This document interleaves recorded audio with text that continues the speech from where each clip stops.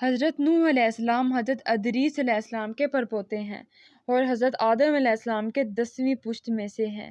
وہ قوم اس وقت دنیا کی بدترین قوم تھی۔ وہاں ظلم کرنا، نفسانی خواہشات پر فخر کرنا، بتوں اور شیطانوں کی پوجا کرنا عام تھا۔ اللہ کے نبی حضرت نوح علیہ السلام بچپن سے ہی ان کو بار بار سمجھاتے رہتے تھے کہ اس کائنات کا مالک ایک اللہ ہے جس نے ہر ایک چیز کو پیدا کیا ہے۔ حضرت نوح علیہ السلام جب اللہ کے دین کی تبلیغ کرتے تھے تو ان کی قوم ان کو اتنے پتھر مارتے تھے کہ وہ پتھروں میں ڈھک جاتے تھے۔ تاریخ میں لکھا ہے کہ تقریباً 950 سال تک آپ تبلیغ کرتے رہے، بار بار پتھر کھاتے رہے، لیکن افسوس سوائے چند غریب اور مساکین کے کوئی بھی آپ پر ایمان نہ لایا۔ آپ اپنی قوم کے لیے اتنا روئے کہ آپ کا نام ہی نوح پڑ گیا۔ بس اتنے میں اللہ اپنے نبی پر وحی کرتا ہے کہ اے نوح، اب یہ تیری قوم ہدایت نہیں پائے گی۔ نوح رو رو کے اللہ کے دربار کے آگے فریاد کرتے ہیں کہ اے اللہ، یہ انسان ظلم کرنے کو مذاق سمجھتے ہیں، ایک دوسرے کی خیال کرنے کو، مدد کرنے کو بزدلی سمجھتے ہیں، تیری عبادت سے منہ موڑتے ہیں۔ اے اللہ، اس قوم کو نیز و نابود فرما۔ جیسے ہی نوح علیہ السلام نے یہ بد دعا کی تو اللہ نے پیغام بھجوایا، اے نوح، ایک کشتی تیار کر، ان قریب تیری یہ ظالم قوم نیز و نابود ہو جائے گی۔ بس اللہ وحی کے ذریعے اپنے نبی کو بتاتے گئے اور اللہ کے نبی نوح علیہ السلام وہ کشتی بناتے گئے۔ جیسے کہ نوح علیہ السلام ایک پہاڑ پہ رہتے تھے، نہ وہاں سمندر تھا، نہ دریا، نہ درخت تھے۔ بالآخر اللہ کے نبی نوح علیہ السلام نے درخت اگائے، پھر اس کی لکڑی سے کشتی کو بنایا، پھر اس لکڑی سے بڑے بڑے تختے بنائے، پھر لوہا لاتے، اس سے کیل بناتے، تختوں کو جوڑ کر اس میں کیل ٹھوکتے رہے۔ تاریخ میں لکھا ہے تقریباً 100 سال تک آپ وہ کشتی بناتے رہے اور آپ کی قوم روز آپ کے پاس آتے اور آپ کی توہین کرتے، آپ کو پاگل کہتے کہ نہ وہ یہاں دریا ہے نہ سمندر، پھر بھی یہ پاگل کشتی بنا رہا ہے۔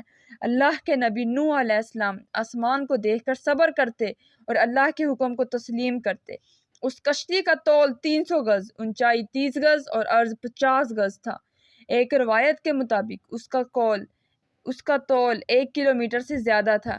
یہ کشتی عام کشتیوں کی طرح نہیں، جس طرح سے اس کشتی کو نیچے سے بند کیا گیا تھا ویسے ہی اوپر سے بھی بند کیا گیا تھا تاکہ بارش کا پانی بھی اس کشتی میں داخل نہ ہو سکے۔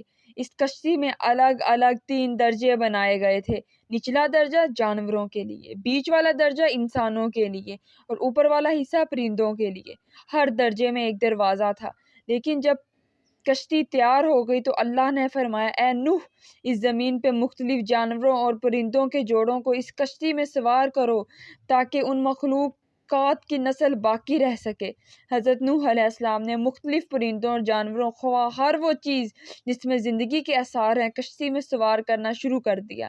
پھر آپ انسانوں کی محبت تمام کرنے کے لیے کہنے لگے، آؤ، یہ کشتی نجات کی کشتی ہے، جو بھی اس کشتی میں آئے گا وہ اللہ کے ایمان میں ہوگا۔ وہ پوری قوم ہنستی رہی۔ تاریخ میں لکھا ہے آپ کے ساتھ تھوڑے سے ہی لوگ تھے، جن کی تعداد بعض کتابوں میں 80 بتائی گئی ہے، جن میں آپ کے 3 فرزند اور ان کی 3 بیویاں بھی موجود تھی۔ اللہ نے اپنے نبی نوح علیہ السلام سے کہا کہ ان قریب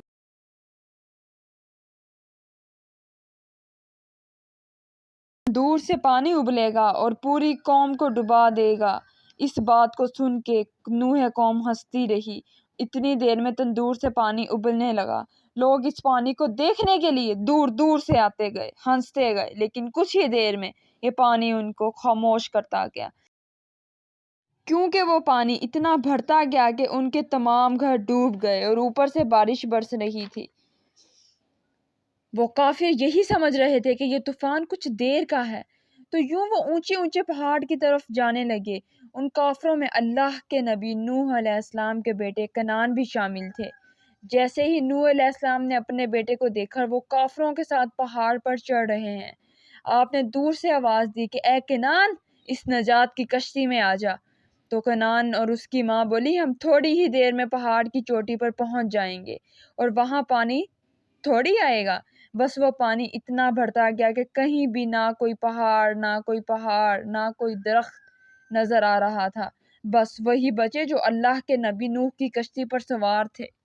اس وقت پانی زمین سے 10,000 گز بلند تھا۔